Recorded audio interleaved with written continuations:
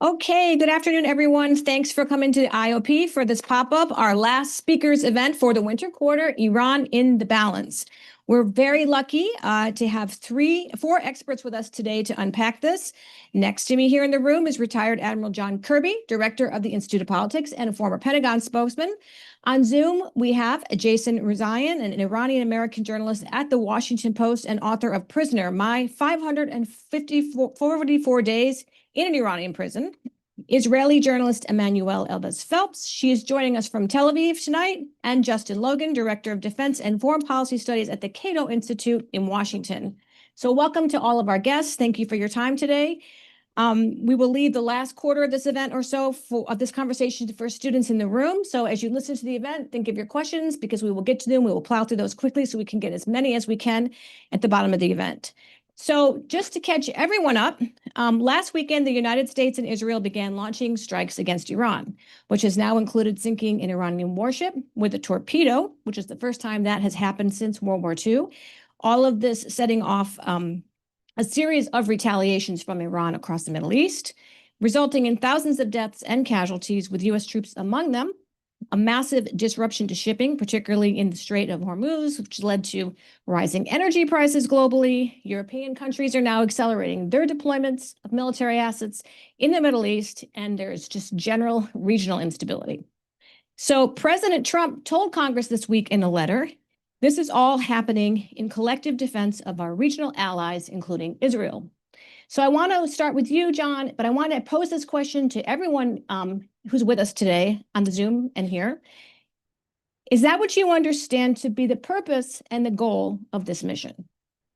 I don't think it's exactly clear what the overall strategic purpose is. And I think that's been part of the problem. The administration, I think, has struggled to explain what they're doing and why. And they've even struggled to explain the why now. I mean, we've heard lots of different justifications for it. The Pentagon, for the military's part, has been fairly clear and direct in terms of what their military objectives are: removing the ballistic missile threat, eliminating the naval capability, particularly when it comes to the Strait of Hormuz, obviously further damaging whatever nuclear facilities might be left, and then going after Iran's ability to export terrorism. Those have been the four stated military objectives. And when you look at the target set, it's certainly backed up by that. But that's the military component to this war. It's not the political component to this war, the strategic justification for why we're doing this. And it just hasn't been clear. Jason, do you agree with that? I'm sorry, Jason's not here yet. He'll be here soon. Justin, do you agree with that assessment? Yeah, I think it's been a dog's breakfast. I think they've been at great pains to try to say what it is that they're up to, and they've basically failed. That's why you're seeing Secretary Hegseth continually marched out. He's going to do another press conference this afternoon to take another bite at the apple. I think for their part, and I would defer to Emmanuelle on this, I mean, I think quite clearly the thinking in Benjamin Netanyahu's mind is regime change is the goal here. But of course, President Trump can't say that because he promised he wouldn't do Middle Eastern regime change wars. So I think if he could get it on the cheap, which is a big if, he'd be happy to take credit for it. So there's sort of bobbing and weaving on what it is exactly that they're after. The president came out Sunday and said freedom for the Iranian people. Well, I have bad news. That's regime change. So we'll get back to the promises made, promises kept part of this conversation. But Emmanuelle, what's happening in Israel? And especially if you could address this question at the top, because do you think that the Israeli and U.S. Military and political objectives are aligned? So hi, everybody, and thank you for having me. I do think that we have to take apart the military and the political horizons. On the military side, yes, I think they are completely aligned, and we have seen a lot of reports saying for how many weeks the Israeli army and the American army have been preparing this campaign together at a very high echelon. So this is the cooperation there is very, very tight. And Israel being part of CENTCOM for the last 5 years has a huge role in this happening now in this way. But on the political stance, I think here is the daylight between Israel and the United States was, as you said, the official change of regime is not an objective announced by the USA. But in Israel, it's not officially the objective. The objective that we heard from the Prime Minister Netanyahu is to create the conditions for the Iranian regime to be changed by the population of Iran. Both Trump and Netanyahu have called the Iranian people to take control of their destiny when it's possible. But if you look at the Israeli opinion and if you listen to what has been said, it's pretty clear that Israel is going for a change of regime, which is a continuity of what did not happen last June, because last June, it was clear that this wasn't the objective, but just after last June, the Israelis started to think that maybe it could have been done, and then there were revolts inside of Iran and this big uprising moment, and the demonstrations outside that were calling for a change of regime, and then there was an opportunity. And now you can see in the Israeli public opinion that there is a demand for that. There is a flash survey that was done by the INSS that shows that 81% of the Israelis support this campaign by Israel and the United States, and 63% think that it should continue until the full change of the Iranian regime. And just to conclude, you can also see declarations by all the opposition leaders in Israel from the first moment of the campaign that all rally around the flag, around Netanyahu, and around the army, because in Israel, and I think this is a huge difference between Israel and the rest of the world, the Iranian threat is something that you do not need to explain to the Israeli public. So for them, if it can be done now, it has to be done. Jason, thanks for joining us from Washington today. We were just opening up, looking at the somewhat moving target, if you will, of the Trump administration's explanation of the objectives of this conflict in Iran. You're obviously in touch with people in Iran constantly, and from your perch both in Washington and with that lens, how do you think people in Iran are understanding the objective, and how that might be different from what President Trump's been saying? And what do you see from your point of view as the goal here? Well, I certainly think that most people inside Iran who have been asking for support or intervention want to see the end of this regime. And I would say that the majority of Iranians, the vast majority of them do. But I also know from years and years of experience that one of the things that they had always hoped to avoid is a similar situation to what happened after our toppling of Saddam Hussein. Also wanted to avoid the sort of civil war experience next door in Syria. And I think the idea, and I'm talking going back 20 years, right? Conversations that I had with people over and over again. Jason, can't the US just come in and take out the leadership and leave? And, you know, with wonderful respect and admiration to my friends in government and military, my response to that question was always, unfortunately, that's just not how these things work. And I think, you know, as I'm talking to people inside Iran, they're asking, when is the bombing going to stop? And, you know, I think this is a very difficult situation to explain to an innocent population who we claim to be supporting. And when the president of the United States comes out and says, okay, now is your moment to re-seize your country, how? You know, we have promised, you know, the Iranians successively after moments of upheaval in that country, going back to 2009, you know, the Green Movement. People will remember the contested re-election of Mahmoud Ahmadinejad. The regime has always shut down the internet because that makes it very difficult for people to organize, for people to communicate with each other, to understand where the next threat might be coming from.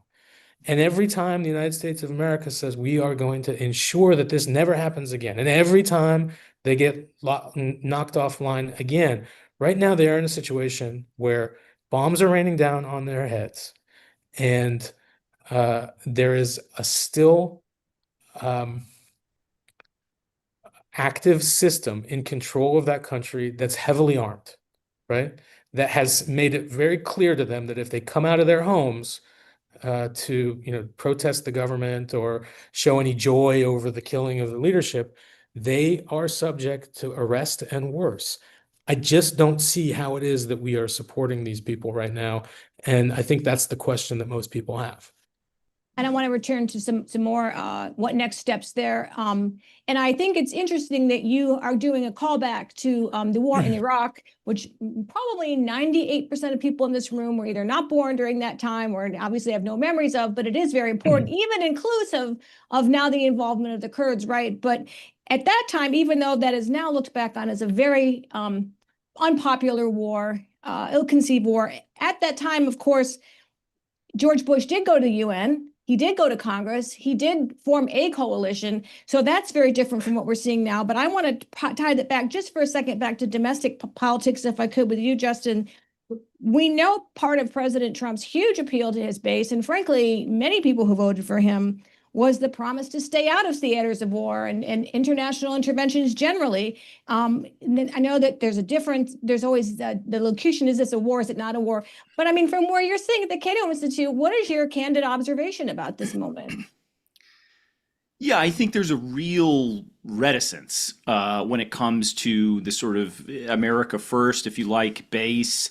And people are very people in that universe are very supportive of the president. So if you look at the poll questions, do you support the president's actions in Iran? That question looks pretty good for Republicans. But if you ask them, has this made us safer? Should this go on? And I think the most important thing that you're going to see is Trump is very casualty averse. He said clearly there will be casualties here. There already have been, I think, 6 killed in action casualties. But if and as, God forbid, those casualties start to pile up, I think that the president is going to have to ask himself and his administration and his Pentagon chief some very hard questions about what costs the United States is willing to pay, and indeed what costs the United States can sustain politically for another Middle Eastern regime change war. I mean, President Trump ran for office less than 2 years ago, promising that the reason he should be elected is because his adversary in that election would wind up in a war with Iran. I mean, we have turned completely on our head here. The Congress has been involved in the most superficial of ways. Of course, there was a war powers vote yesterday that was voted down because the Republican Party is sticking with him at present. But this is a tremendously fraught environment. And again, if it is, I think the tally at this point is it's costing us $1 billion a day. That's a lot of money in my view, but it's not politically salient in the way that coffins draped with the American flag is. And so I think if that cost comes to the fore, you're going to see huge numbers of people peel off quickly just because of that hot stove problem, right? Middle Eastern regime change war, we remember the last one. We don't like it. We don't want another one.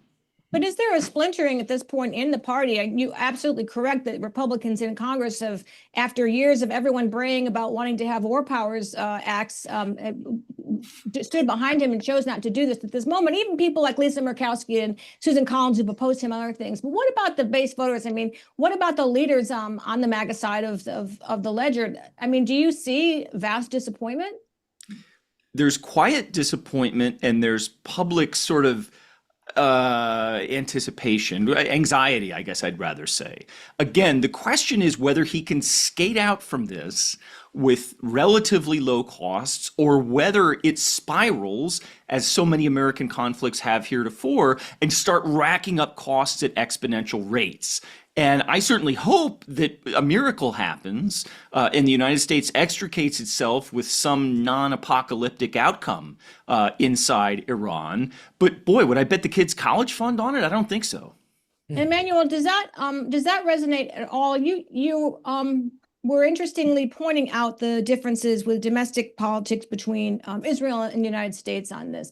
Does anything that Justin just said resonate in Israel, or is it a completely different calculation? So first, if Donald Trump is lacking support in the United States, he's not lacking support in Israel. He's highly popular. He's always been, especially on the part of the supporters of the government and Netanyahu. But now, after he got to the release of the hostages that were held in Gaza and the end of the war, he's been popular among all of the population. I mean, seriously, he would be elected here with a 95% rate in Israel, I think. But so for Israel, again, the threat of the Iranian regime is not something that you have to explain to the Israeli people, because they've been hammered with that for more than 30 years. Think of the person in the room that you were saying that do not know the Iraq war, the war in Iraq. They do not know another prime minister than Netanyahu, besides a year of Naftali Bennett and Yair Lapid. And for as long as Netanyahu has been prime minister, we heard of Iran, the threat of Iran, and the Palestinian problem was pushed aside. And so for what's happening today is, and is presented like that in the public discussion, it's an historical moment. It's maybe the moment that the threat won't exist anymore. And now the discussion of what's going to happen after, is there going to be chaos in Iran? It doesn't really resonate with the Israeli public, because there is a sense of it cannot be worse than what it is today. I mean, this Iranian regime, the Ayatollah Khamenei and his regime is the regime that has funded Hamas, who attacked Israelis on October 7th and perpetrated the worst terrorist attack on the history of the states.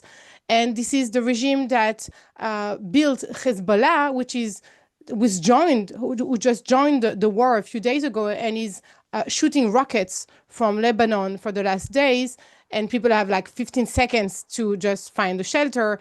And we've seen also the threat last June by the Iranians, where more than 30 people were killed. Now in Israel, we are, I think the fatalities is a number of 13. So the threat is really real for Israelis, and they don't really think of what's going to happen after. Now, when we try to convey the difficulty that is inside the American public discourse and politics, and how it can reflect on the future of Israel, then it's I think it's a talk that right now people don't really want to handle, because they want to wait for the day after the war. Like, it's not the most important, but it is part of the discussion for a few months already, how we've seen the polls of more Americans that are supporting empathetic to Israel than to the Palestinians than Israelis for the first time in history. This is a Gallup poll, I think. And how there is also a discussion of maybe not funding anymore the security package for Israel, and a different kind of aid. And so we've heard also Netanyahu talking about being Sparta, trying to have an independent military that can count on himself. So we know it's a process. Things are changing in the relationship between Israel and the United States. But most of the public opinion is relying on the good relationship between the prime minister and the president, and is not really ready to go further on the discussion right now, because also we are in the middle of the war. Yeah, and that may be a decision that will be outside their hands. But John, so the U.S. is clearly, it seems, right, trying to sink the Iranian Navy. Do you think there's a worry that Iran is holding back, trying to wear the U.S. down? That they're ferociously attacking around the region, that there's a sense that they're going, if this is what's going to happen, they're going to take others down with them. What's your assessment of that? I mean, not having access to the same information that the Pentagon does, just looking at it, it appears that they have done enormous, U.S. and Israeli forces have done enormous damage to Iranian military capabilities. And the pace of those attacks are accelerating. So I don't see a world where the Iranian military, the IRGC, is holding something back, to then unleash later. They are striking back in the best way they can with the capabilities they have left of them, and I think we're going to continue to see some of that. I mean, it wasn't like they weren't seeing the buildup of military forces in the region, and they probably took, I would imagine, that they took precautionary measures to either hide some of their capabilities buried underground, obscure it, try to protect it as best they could. But clearly, these strikes are having an enormous amount of just deleterious effect on their military capabilities. I do think you're going to see, again, these Iranian retaliatory strikes continue. Their effectiveness will probably go down and wane over time, but I think you'll see it continue. The thing that worries me the most is the Strait of Hormuz. I mean, my first deployment as a young naval officer was when Reagan sent us over there to escort tankers in and out of the Gulf. It's dangerous business, and that was in 1987. It's more dangerous now than it ever was because the Iranians have built up their mining capability. They had built up their ballistic and anti-ship capability, military missile capability. Again, some of that's being demolished right now, but I don't think it's all gone. And so I think what happens in the Strait is going to have an enormous impact on the rest of the world, since 25% of oil and natural gas come out of the Persian Gulf. So Jason, you talked about sort of an absence of the what next in this very moment now, in terms of, can Iranian people come together with a common agenda without any clear opposition leadership, or help us understand like who's in charge, who's going to be possibly in charge, and how people are grappling with that on the ground in Iran? Well, at the moment, there is the Islamic Republic is still very much in control of the streets, right?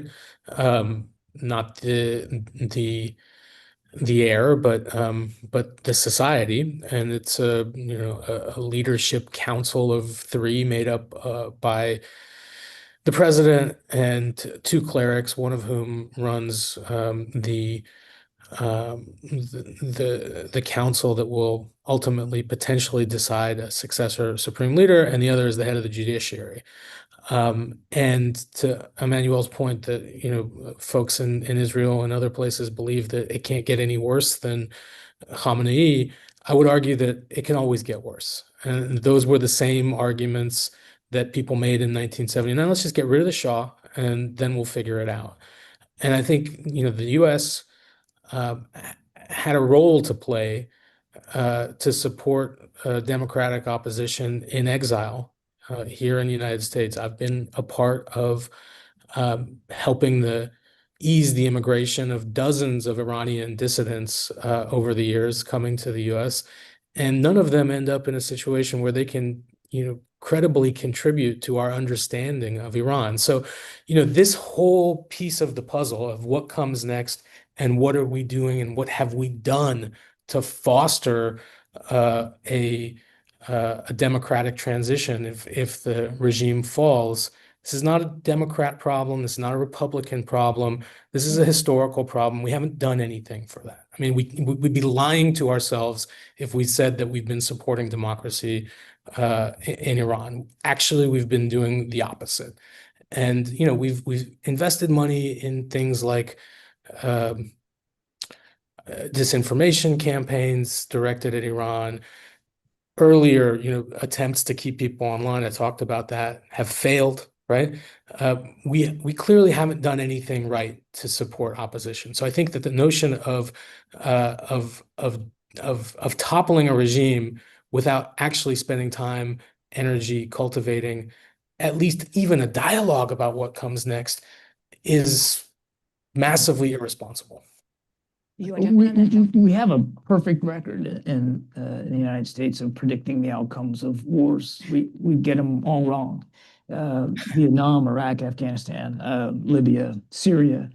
And I think Jason makes a really important point. I saw a stat this morning that 4 out of 5 authoritarian regimes that are toppled or fall or undergo regime change are replaced with authoritarian regimes. So the track record, the history here is not really good for Iran being able to move from this regime, if it is toppled, to one that is akin to a Jeffersonian democracy. That's just, history does not point in that direction. Well, Jason, could you just expand a little bit on what you said about what the U.S. has not done to support? What does that support look like? The kind of I mean, look, support I've never been part of a regime change operation, right? So you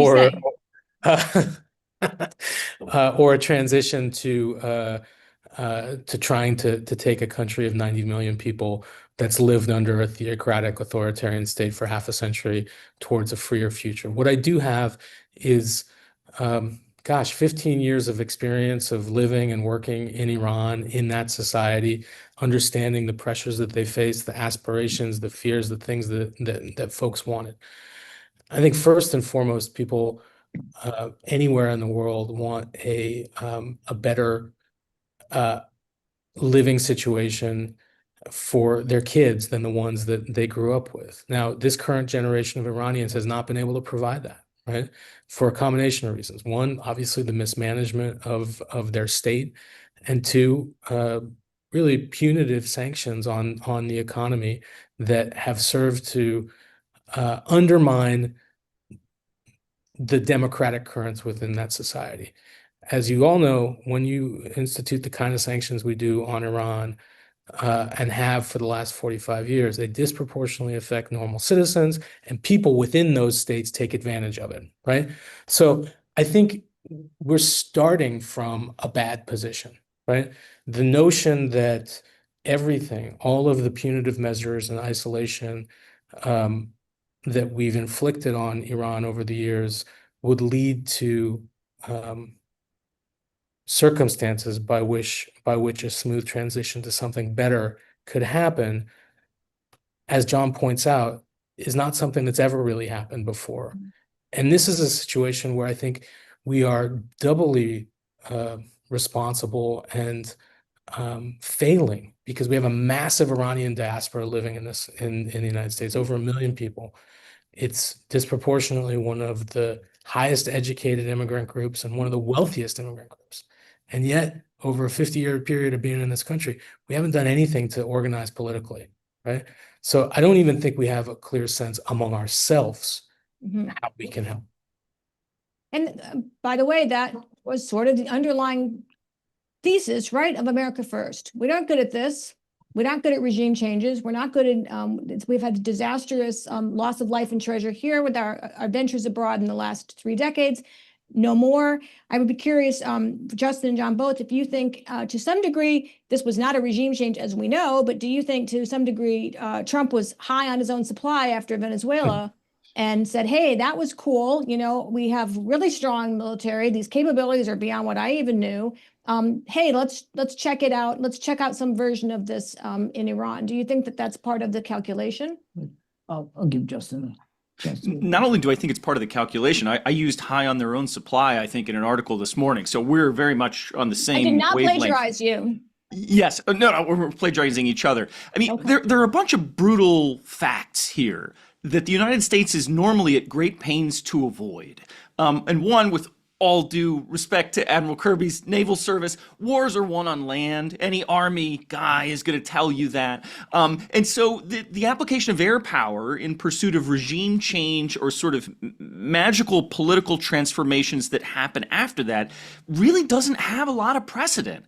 And not only are wars won on land, but it turns out that when you're in the regime change business, the guys that are best at killing are often not liberals. Right? And so these are just fundamental facts about international politics, about politics in general, that we, by some unique American ideological pathology, fail to remember all the time, over and over and over again. So I think it's not just that America First was supposed to be grappling with these things, but we've blown so far beyond them so quickly that it's quite striking. And the Venezuela example is directly related to this, right? We went in and had a tactically exquisite plan to snatch Nicolas Maduro and his wife and get out. And we did that. It was, you know, again, on a tactical level, it was brilliant. But what political, let alone strategic problem did this solve? It didn't change the regime. And lo and behold, we found out that Maria Corina Machado, the lady whose candidate won the 2024 election in a walk, has said in a few days ago, she's going to go back in the next few weeks and essentially call the Marco Rubio, Donald Trump bluff that said, well, Delcy Rodriguez now is we can do business with this person. She's going full steam ahead to political change. So once you loose these forces, what is your capability to direct them? Number one. And number two, what is the prospect that the good guys actually win? Besides the scurrilous attack on your service branch, John, did you want to engage with that at all? No, I agree with everything he said except the disparagement of the U.S. Navy. But no, I mean his point is very well taken. And you don't have to speculate. You can go back and look at the president's own words. He gave an interview to the Atlantic where he said part of what enamored him of this choice was Venezuela. And he said it could be a good model here. But it is, as Justin rightly said, a completely different set of circumstances, a completely different purpose, and certainly a completely different part of the world and culture. And they did, as Justin said, basically leave the Maduro regime in command and in charge. Now, that hasn't all played out yet. We'll have to see where that goes for the Venezuelan people. But he also said, with respect to Iran, that it was okay if the IRGC laid down their arms and they would get complete immunity. Now, these are the same people that murdered tens of thousands of Iranian protesters. And so, back to Jason's point, what message are we sending the Iranian people? At first, we're saying we're going to be there for you. The United States is with you. And now we're saying, hey, we're gonna destroy your government. And good luck. You guys go ahead and figure it out and build one for yourself. And we had some replacements in mind, but we killed them as well. Also, Emmanuelle, since we're looking at origin stories here, we're looking at Iraq, we're looking at American politics, a long history of our relationship with Iran, back to Israel. I mean, it's fascinating that we have all these different international perspectives in this panel. But in terms of origin stories, more immediately, how much would you say that all of this, from the Israeli perspective, wouldn't ask you to speak for the U.S. government, how much of all of this stems from October 7th? A lot of it. From the Israeli perspective, this is a continuity. It's part of a set of events that did not start now, as maybe the American public is having a hard time to grasp. Why now? And Marco Rubio was also trying to make the point that the why of the war is that we would have done it at any point, but the why now is because Israel was ready to do it, and the retaliation was going to be on our on our forces on the Gulf, and so we had to attack, so there will be less casualties. But for Israel, it's not a matter of the last weeks. The planning was the last weeks, but it started for sure even before October 7th. The public discourse goes around the idea all the time of this should have been done for a very long time, for decades. But October 7th, is for sure described in Israel, and there's also a reason to describe it like that, and papers and trails and proof that the Iranian regime has been creating this axis of resistance, so-called, and has been planning for years to try and attack Israel on all fronts, and has been calling for the destruction of Israel, and is wiping it out of the map. Now, October 7th was this plan that was executed too soon by Sinwar, the then leader of Hamas. And following October 7th, he was hoping that Hezbollah and Iran would follow, but then Hezbollah followed just to show that they were giving support, and they were also hoping Iran would come. Iranians didn't. But then Israel, and this is also the narrative that is putting in place by the Israeli government, is that October 7th was awful, but then it gave the opportunity to the Israeli government to actually destroy the axis of resistance and the Shiite axis by giving a big blow to Hezbollah and killing Nasrallah, the then leader of Hezbollah. And then a consequence of that was Bashar Assad, the leader of Syria, toppled down, and there's a new regime. And then there was the first war in June with Iran, where there was a big blow to the Iranian regime. But at the end of the Iranian war in June, we should remind everybody that President Trump told all the world that the nuclear program of Iran was obliterated and that there was no threat anymore. And the Prime Minister Netanyahu also said that the threat of the ballistic missile program was neutralized for generations. The generations came out to be 8 months. It's very short as a generation. Yes. And one of the reason is that from the Israeli assessment, the army was saying that Iran is going back to rebuild his program, the ballistic missile program, and then we're going to have to act. But this is seen as an opportunity. As I said before, June, the war ended where the Iranian regime was much more weak than it was before. Then there were this movement inside of Iran, and that was seen as a real will of the Iranian people to have a change of regime. And then there was an opportunity. But I think the thing that we should understand on the Israeli perspective and the way of action and narrative now that has been a huge shift from October 7th, and you hear that Prime Minister says it, and every minister almost say it all the time, and also the Chief of Staff, is that when we hear our enemies calling for destruction, we take them seriously, and we don't wait for them to act, we act before. Right. That's this preemptive action that it was not very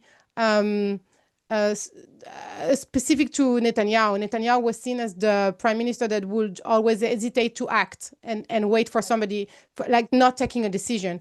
And now you can see it's like the government is proactive in fighting the enemies. So I think that's really the linkage of October 7th to today. I want to very shortly here open up the room for student questions. Jason has to leave at 20 after the hour, so I would ask that if you have a question for him specifically, raise your hand first if it's specifically for Jason, so we can make sure that he gets as many questions before he has to go. I'm going to do this really quick because I really do want to get to the students. So this is a lightning round that goes back to the Iraq War. Of course, this time we have a nation double the size and far greater regional influence. But if you go back to what General David Petraeus famously said, tell me how this ends. So in one or two sentences, very quickly before we go to students, starting with you, how does this end? Hard to say. I think that's the prime question today. And I don't think anybody has a specific answer for it. I don't think it's going to end anytime soon. And I'm very, very worried that it's not going to end well for the Iranian people. And that's who we should be primarily concerned about right now. Justin, it ends soon, or it's, as you said, could happen with the blowback politically for Trump or not? It's outside the hands of the Americans how it ends. And there was a really good quote by an Israeli analyst, Danny Citrinovitz, in the Financial Times today, where he encapsulated the Israeli view, which is that I think it's very consonant with what Emmanuelle said. Anything is better than this. So it could be civil war. It could be a protracted conflict that goes on forever. It could be anything. It doesn't matter because anything is better than this. Emmanuelle, quickly, what's your thought? From the Israeli perspective, it will end when Donald Trump decides. And the big concern in Israel right now is that Donald Trump will decide to end that before the regime has fallen. So that's the concern. How it's going to end, I have no idea. I would guess that the president, Donald Trump, will try to get any kind of a deal or way out and not stay there for months. Jason? Yeah, I've been saying for several months that the worst possible outcome of any sort of engagement or even confrontation with Iran would be to downgrade the leadership, but then make a deal with it. And I think what Emmanuelle points out is probably quite likely. I also, though, worry about the outcome that John talked about. And then in either situation, I think it's really important for us here in the United States and the Iranian diaspora as well to be thinking long and hard. What are the things that we can do to support an Iran post-Islamic Republic if and when that happens, because it will happen at some point. And I think to Justin's point, it'll get worse unless we have a plan for this, right? And there's no guarantee that it'll get better if we do. I don't think, back to Emmanuelle's point, I don't think Donald Trump gets to decide when it ends. I mean, we've seen it before when a president said mission accomplished. Yeah. And then there's a whole lot more fighting going on here back to Iraq. So like maybe he makes a deal, maybe he pulls out troops or stops the campaign, but that doesn't mean that the war ends. The war that has now been started in Iran and in the Middle East, he doesn't necessarily get to determine that. And we'll see what happens. Continuing with oil supplies and prices, and so far, a pretty muted reaction from the capital markets, but that may not continue. As I said, Jason has to go soon, so you're lucky to have him for a few more minutes until 20 after the hour. Any questions for Jason Rezaian in the back? Great. Hey, folks, thanks for the panel. Some of the talks you guys had in that last little lightning round struck what I was going to ask. What if it's in the best interest for the president and Israel that this war does go on forever? And I make that in the sense of back in August of last year, when President Zelensky was in the White House, Trump said, during the war, you can't have elections. So let me just see, 3.5 years from now, if we happen to be in a war with somebody, no more elections. That's good, Mr. Trump said. Before that, in July of 2024, he said to a Christian nation, or to a Christian assembly of voters, in 4 years, you don't have to vote again. We'll have it fixed so good, you're not going to have to vote. And then most recently, the president has floated the idea that this might be related, among many other things, to Iran meddling in elections, and that there would be a federal takeover elections. So I don't think this is off the record. Is the president going to suspend elections in a couple months here because we're at war with Iran and we're occasionally sending missiles or bombing them? And is that also in Israel's best interest? Is that a question for Jason? Because I wanted questions for Jason. Jason. Jason. Look, I mean, that's a great question that, I don't think that I can effectively answer. I don't have a crystal ball, and President Trump says a lot of things. I, for one, think and hope that elections happen in November and again in 2028. But I guess we'll have to wait and see. The one thing that I would say, though, is that you led with, is it in Israel and Iran and the United States' interest for this war to go on? I would argue that, there is one thing that the Israeli government, the American government, and the Iranian government have in common here. And it's that none of them have much of a regard for Iranian lives, right? So, this concern that I and many others have about the human toll of this, I don't think is a primary concern of the three players in this. And for me, that's the scariest part. Question for Jason. Back there. Mm-hmm.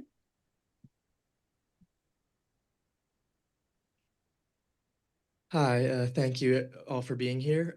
This is a question about if, we see the war ending in the next few weeks or few months, do you think, and we don't succeed in toppling the Iranian regime completely, do you think that the leadership that takes control is going to be much more aggressive or much more hardline or much harder to control from an American and Israeli perspective? I think that is really a fundamentally critical point. You might have seen reports that have been debunked that the Supreme Leader Ali Khamenei's son Moshtaba was named his replacement. Now that's been something that people have. He'd been, considered a contender, front runner for a long time, as they've talked about succession. As you know, Supreme Leader was 86 years old. He wasn't going to live forever. I think, though, that the notion that they would put his son in place, who's, a kind of a corrupt and repressive figure, wouldn't play well with Iranian people. I think any replacement wouldn't play well with Iranian people, and that's why we haven't seen a replacement yet. But I think that the possibility, if we were to end this conflict without the end of the Islamic Republic, of a system that is defenseless in defending itself against outside attack, but is uber repressive inside the country, is a very high likelihood. Again, one that would be to the great detriment of the Iranian people. I think Jason might have time for one more quick One more. question. Sure, Ask quickly and answer quickly. Back here in the green sweatshirt.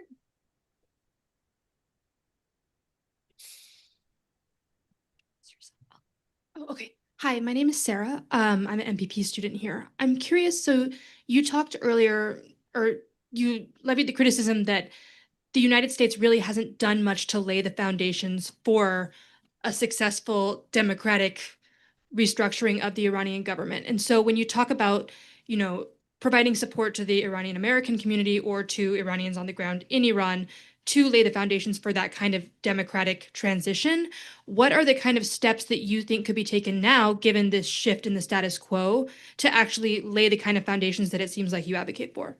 It's pretty darn late in the game to be thinking about that now. I mean, I think over recent years, with the influx of Iranians from all walks of life, all industries, we could have created a kind of symposium, a meeting ground where we would learn about this society, its needs, its assets, its resources. We don't have any of that, right? What you got is a handful of people like me with lived experience that is 10 years old, and that's the best that you've got, right? So I think the hope that I have right now is that we're able to give them some resources back, get them online. It's possible, right? Help them organize, open up human to human modes of communication, but also provide humanitarian assistance, because that's what's going to be needed most critically in the coming days. Just in the last 24 hours, one of Iran's main pharmaceutical factories was bombed. And, people are already say, well, it belonged to the IRGC. Yeah, they make the drugs and people need the drugs, right? This is going to turn into a humanitarian disaster very fast. And what are we going to do to support that? Because that's what history is going to remember. Thank you, Jason. Thank you for your time on a busy day and busy story. Really I appreciate appreciate you all for having me. Take good care. And read his book, Thanks, guys. It's Jason. really great. Okay, we'll open it up to our other three panelists. Just go ahead and raise your hand and she'll bring a mic around. Hi, my name is Jacob. I'm a fourth year studying political science and international relations. And Trump has talked a lot about to expect more casualties coming. So clearly in the planning for this war, there has been some kind of calculation about what level of American casualties Trump is willing to accept for these strategic objectives, whatever they are. And I'm curious, what do you think that calculation might look like? Obviously, you don't know the exact calculation, and whether that's out of touch with what the domestic public is interested in, and then also to Emmanuelle, whether that question is different for Israel. And the baseline, let's remember, it's important to say, when Trump was elected, that baseline was 0, right? That was the expectation. I think Justin will probably have some good views here too on this, but just to level set with you. Now, again, I'm not in the military planning circles now as I used to be, but I can tell you that when the U.S. military has gone into action in the past, the goal is 0, and you do everything you can in planning your operations, in setting the theater, preparing logistics, hardening your facilities to make sure it's 0. So I would be stunned if General Kane, the chairman of the Joint Chiefs, went into the Oval Office and said, Mr. President, we're going to have X number of casualties, and that's an acceptable loss. I mean, 0 is the number. So you do all the planning you can to keep it to 0. Obviously, the enemy gets a vote, and in this case, they used that and the capability they had left to actually kill some American soldiers and wound dozens others. But the goal was always 0. That's what you wanted to strive at. Just on the tolerance piece? It's it's like deterrence. You don't know it's failed until it's failed. I think there's a real dilemma here, and that is if we go back to this question about having told yourself after Venezuela that you've solved the problem, right? You've figured out a way to do low-cost military endeavors that produce measurable political ends. Again, I think the measurable political ends in Venezuela were trivial, asymptotically approaching 0, but they thought they did a big, cool thing. And I think, given the strike package that we've seen heretofore, I mean, I'm sure there are JSOC guys on the ground now liaising with the Kurds and the Balochis and God knows who else. But if you say to yourself, we're all in on this thing, we're going to get to regime change, at some point you have to have a conversation about ground troops. And I say that it's like all I can do to get the words to come out of my mouth. But if we're just being honest about what we're doing here, that's what's entailed. And I'm not even seeing the early stages of moving in that direction. So I worry that they're kind of stuck in this place where they are telling themselves, we can just keep chucking ordnance at Iran until a miracle happens in the middle, and then there's some kind of political change. But, to get back to the, zinger from before, I wouldn't bet the kids' college fund on it at all. Talk about broken campaign promises. That would be a generational doozy. Emmanuelle, I think there was a question for you as well. Yeah, about the casualties. Yes, I think the Israeli public is ready to take casualties, and I don't think the number will stop the war. or shift really the public opinion, not because people don't care about dead and casualties, of course they do, but the end game is worth it right now in the Israeli public opinion. Again, for the Israelis, the 1,200 Israelis that were killed on October 7th, that was a result of the Iranian regime through Hamas. So now there are being 12, 13 people killed since the beginning of the war last week, the beginning of the week. It's something that they can take on. And just to remind us, the last war in June, there was a report that the cabinet was asked to give a green light on more than 800 casualties, saying that this war, if Israel goes to war in June against Iran, not knowing then if the states would come and join it, then it might bring up to 800 casualties at least. And the cabinet signed on it. So in the Israeli perspective, this is a price to pay. I would just add to the conversation that I think we have to look at what's happening in the Gulf countries.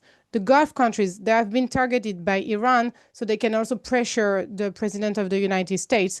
And when the casualties over there are going to pile up, I think it might change the process. The Gulf region is important economically, strategically, all of it.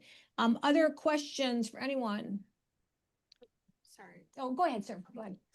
Hi, my name is Alex Hoyt. I'm a first-year MA student at the Public Policy School, and it's been clear that Iran has made various overtures to negotiate and made various efforts to avoid a larger conflict with the United States. We had the largely symbolic retaliation in June, and that Israel has frequently tried to derail those sort of rapprochement efforts. During the negotiations in June, Israel bombed in the middle of them. And we saw the Secretary of State recently saying that Israel was going to force their hand by attacking first and then bringing on a retaliation that would put American forces at risk. So they bombed preemptively because they couldn't stop the Israelis from starting. How fair do you think the assessment is that the U.S. is being dragged along into this war by Israel on their behalf or even at their behest? Emmanuelle, did you want to go first? Yeah, just President Trump has been asked these questions. I think it was yesterday. He answered saying that he was not dragged on, but maybe he dragged Israel on and Netanyahu, which is, I think, we can question the answer. The discussions about going to war have been very tight. We know that Prime Minister Netanyahu and President Trump have been talking very frequently about this war and about the timing of the war. I do think that the convincing part was done by the Israeli side. And regarding the negotiations, I think the Americans were pretty persuaded very fast as by the Israelis, but also seeing the conversation with the Iranians that they would not get to an agreement that would suit with them. I think it was Witkoff that said a few days ago that the Iranians told them that they would have enough to make 11 nuclear bombs at the beginning of these negotiations. And also President Trump said that he saw that there was... So the report was that the Iranians were offered to have a nuclear energy given by the Americans even for free, and so they can control that it's not going to be translated to an to a military nuclear equipment, and they refused. So I think that the Americans were convinced pretty quickly that they were not going to get to a deal. But I do want to emphasize that it's pretty sure that the Israeli side has been doing the pressuring part of it during weeks and maybe months. Yeah, I would bracket away the Rubio comment about we had to act because we thought Israel was going to act, and if Israel acted, we would catch hell in response to it, which begs the question, did you not want the Israelis to act? What was the whole strike package put in place to do? Right, and no one followed up with Rubio to ask that. So I think that was sort of like a weird... I don't know what he was up to there, but like there is this kind of like fraught conversation about, did the Israeli prime minister relentlessly pressure the American president to attack Iran? And I just don't think it's even arguable. Netanyahu came out on Sunday and said the combination of our forces allowed us to do something I've been wanting to do for 40 years, right? So like conspiracies require secrecy, and there's been no secrecy. Netanyahu's been here 7 times in the first year of the Trump administration. Every single time he's had, one big item at the top of his list, which is pushing a U.S. attack on Iran. He's been advocating a U.S. attack on Iran for decades. So, I just don't even think it's arguable that Netanyahu has been relentless. And again, totally above board, totally candid, totally in public, saying this is important for us, it's important for you, and we really need your help, and you should do it. I think the Witkoff story is an interesting one too. Witkoff, we always had this premise of what if you just airdropped in a New York real estate guy to these very wonky nuclear policy negotiations? Could it go worse than it normally goes with foreign policy people in charge? And I'm kind of a self-hating foreign policy person. I think that we do a really bad job at most things most of the time. So I was kind of I don't know, give me a New York real estate guy and let's see what he can do. But it was clear early on that Witkoff was kind of he didn't have a lot of non-proliferation people advising him. Can you remind He went can on you remind the students who Witkoff is, please? Yes, he is the president's close confidant and the official solver of international conflict. Steve Witkoff has been involved deeply in the Ukraine negotiations, in the Gaza negotiations, and in the Iran negotiations with his now wingman, Jared Kushner, the presidential son-in-law, Steve Witkoff. And so Witkoff went on Fox News and said, well, we think that zero enrichment is sort of silly and the Iranians could enrich to 3 2/3%. And all hell rained down on his head from Iran hawks in Washington who said you can't give the Iranians any enrichment.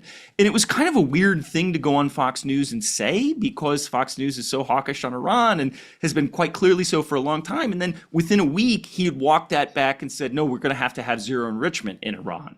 So there was this sort of neophyte dynamic there where Witkoff said this. And then it's been disputed whether Arakchi said, in fact, we have enough for 11 bombs or not, or whether that was to say, and we're willing to give it away if we get to the right deal. So it's been a very weird thing. Normally you're in the weeds on these wonky questions, trying to smoke out what's being negotiated. And then Witkoff being a kind of neophyte, you're wondering, did I understand what everyone was trying to say there? And if so, what was the dispute about in the first place? So I think in conclusion, did you, Emmanuelle, you want to respond to that? A very short sentence. I just want to add to what Justin said, that also Israel wanted to go to war with Iran, but would never have done it without the green light from the US. And we know that also from last June, when the Israeli jets were on the air already, going to strike, and Donald Trump made them U-turn and come back and stop them, which means that this operation, this campaign, would not have happened without the green light of Donald Trump and the US. So as Justin said, I don't think there is a conspiracy to look for right now. And interestingly, happening at a time when overall support in the United States for helping Israel in these matters is decreasing, while our actions that you've just described are increasing. So asymmetrical relationship there. But I think the TLDR on all of this is it's pretty confusing. Outcome very uncertain, and pretty historically in line with a lot of things that have happened in the last 30 years with U.S. foreign policy and actions. It's been great to have you all here, especially to have so many different perspectives from all the different regions just in this one panel, and obviously that of with Pentagon expertise. I want to thank you so much for taking your time today to give our students this wonderful event. And I'm sure that we will be hearing from all of you again soon. And thank you all for coming today.